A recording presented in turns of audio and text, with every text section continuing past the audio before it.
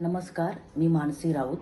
मनस्पर्शी साहित्य परिवार व हिलिंग हार्ट्स विथ मानसी आयोजित मानसिक आरोग्य जागरूकता दिनानिमित्त काव्य सादरीकरण स्पर्धेसाठी माझी स्वलिखित कविता सादर करीत आहे. कवितेचे शीर्षक आहे मनाचा कॅनव्हास. मनाचा कॅनव्हास म्हणाल तर तो फक्त रंगाचा खेळ नसतो. तो अश्रूंच्या थेंबांनी भिजलेला अनुभवांचा एक मेळ असतो. कधी अपयशाच्या राखेतून स्वप्नांचे निखारे जळत असतात, तर कधी काळोख्या रात्रीतही आशेचे दिवे पेटत असतात.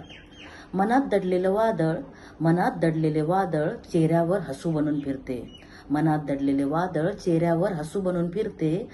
आतल्या तुटलेल्या काचेवरही जगण्याची उमेद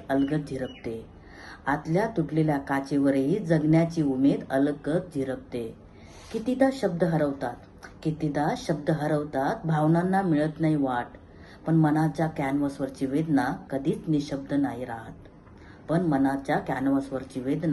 कधीच निशब्द नाही राहत. तिथे कुठेतरी एक पक्षी असतो जखमी पंखांनी उडणारा.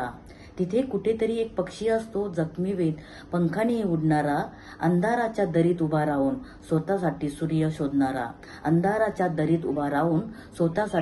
शोधणारा. कारण आयुष्य म्हणजे फक्त सुखाची उधळण नसते.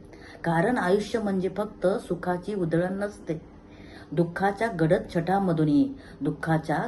छटांमधूनही नव्या पहाटेची चाहूल असते. धन्यवाद. आपल्याला ही कविता कशी वाटली?